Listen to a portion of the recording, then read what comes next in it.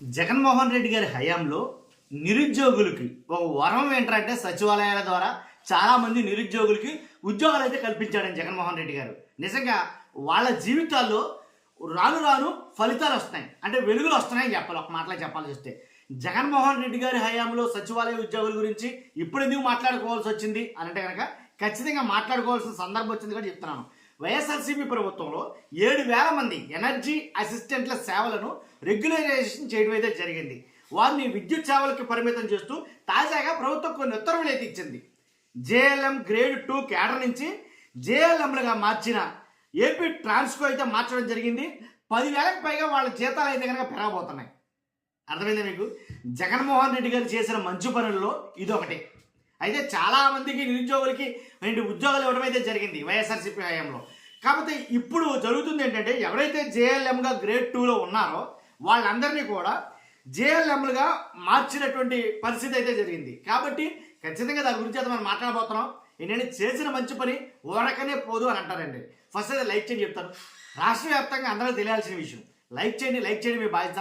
కొత్తగా మన ఛానల్ చూస్తే పక్కాగా సబ్స్క్రైబ్ చేయండి. మీ అమూల్యమైన అభిప్రాయాన్ని కామెంట్ రూపంలో తెలియజేయండి. ఎందుకు చెప్తానంటే వైఎస్ఆర్సీపీ హయాంలో నాటి ముఖ్యమంత్రి వైఎస్ జగన్మోహన్ రెడ్డి గారు నిరుద్యోగులకు సచివాలయాల ద్వారా ఇచ్చిన వరం ఏదైనా ఉందంటే కనుక నిరుద్యోగులకి ఉద్యోగాలు ఇవ్వడమే. అప్పట్లో ఎనర్జీ అసిస్టెంట్ సేవలను విద్యుత్ శాఖ పనులకు పరిమితం చేయడంతో సంబంధిత శాఖలను ప్రభుత్వం మంగళవారం ఆదేశించింది.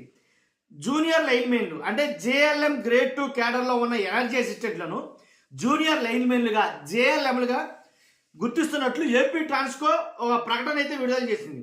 దీంతో వీరు నేరుగా జేఎల్ఎంలుగా మారతారు. అర్థమైందా మీకు? ఫలితంగా ప్రస్తుతం నెలకు వస్తున్న 22,460 రూపాయలు ఏదైతే జీతం ఉందో త్వరలో 30,800 మందికి ఇంచు 800 రూపాయల వరకు ఇంచుమించు అంటే 30,800 రూపాయలకి ఇతర ప్రోత్సాహకాలతో కలిపి దాదాపు 10,000 వరకు జీతం పెరుగుతుంది. ఎనర్జీ అసిస్టెంట్లను విద్యుత్ శాఖకు సంబంధం లేని పనులకు వినియోగించకూడదని అన్ని జిల్లాల కలెక్టర్లు, సంయుక్త కలెక్టర్లు, ఉప కలెక్టర్లు, మున్సిపల్ కమిషనర్లు, ఇతర అధికారులకు ప్రభుత్వం సూచించింది.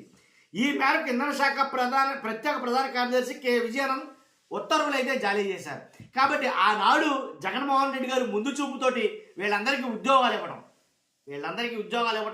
ఆ ఉద్యోగాలు కాస్త వీళ్ళకి ఇప్పుడు ఫలితాలు కూడా రావడం అయితే జరుగుతుంది. ఏదైతే ఇప్పుడు అంటే పర్మనెంట్ జేఎల్ఎంలుగా మార్చడంతో వాళ్ళ జీతం పెరిగింది ఏంటి అంటే ఆటోమేటిక్గా వృద్ధి అనేది సాధించినట్టే వాళ్ళ కుటుంబాల్లో నన్ను అడిగితే కనుక. కాబట్టి ఇలా సచివాలయ ఉద్యోగులు చాలామంది అయితే ఉద్యోగాలు పొందారు. కానీ వాళ్ళందరూ కూడా వాళ్ళ జీవితాల్లో ఒక వెలుగు నింపాలంటే కనుక జగన్మోహన్ రెడ్డి గారి దాంట్లో ఎలాంటి ఒకటి లేదు. కానీ నిరుద్యోగులకి చాలామందికి ఈ రకమైనటువంటి ఉద్యోగాలు కల్పించి జగన్మోహన్ రెడ్డి గారు వాళ్ళ జీవితాలకి ఒక బాట వేశాడని చెప్పాలి. అంతేకాదు ఏదైతే చూసుకోవాల్సి వస్తే వాలంటీర్లు కూడా పాపం వాళ్ళ విషయం అగమ్యగోచరంగా మారిపోయింది. కానీ వాలంటీర్లు కూడా చాలా మట్టుకి జగన్మోహన్ రెడ్డి గారు వాళ్ళకి జీతాలు కల్పించి వాళ్ళకి పారితోషికం కింద వాళ్ళ కుటుంబాలకు ఒక ఆదరణ అయితే కనుక చూపించడం జరిగింది, ఒక అండ అయితే కనుక చూపెట్టడం జరిగింది.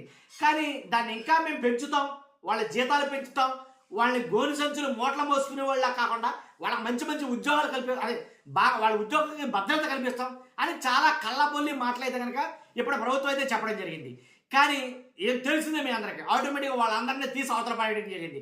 పాపం వాళ్ళలో చాలామంది ఎప్పుడో కూడా వాటి మీద ఫైట్ చేస్తున్నారు. మా వాలంటీర్ల ఉద్యోగాలు మాకు ఇవ్వండి అని చెప్పేసి. ఏది ఏమైనా అది బాధాకరం.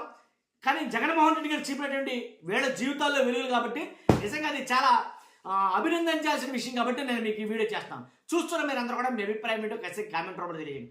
ఫస్ట్ అయితే లైక్ చేయండి. Thank you very much.